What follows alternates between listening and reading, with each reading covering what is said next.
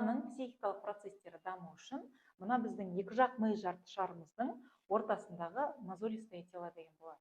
Яғни соның дамуы біздің бүкіл психикалық процестер. Ол қандай? Ойлау, қабылдау, есте сақтау, қиялы, зейіні, осының барлығы балада дұрыс даму үшін мына жаттығуды күніне 2 уақыт орындаңыз.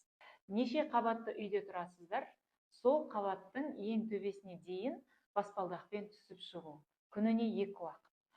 Ол мүмкін 10 этаж болады, 12 этаж болады, мүмкін 5 этаж болады.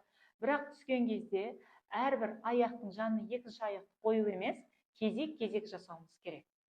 Дәл осылайша біздің екі аяғымыз арқылы екі жақ ми жартышарын стимуляция жасау. Және де бұл ең бір өте практикті дамытушы, бұлшық ет пен буынды дамытушы жаттығулардың бірі болып табылады. Миымызға тікелей әсерді, миды ашып тастап, былай қылдыртып, өзімізге керектісін жасай алмаймыз ғой. Сондықтан біз миға сыртқы денеміз, сыртқы рецепторларды өзімізге керектісін жасай алмаймыз ғой. Сондықтан біз миға сыртқы денеміз, сыртқы рецепторлар арқылы тітіркендіру жасаймыз.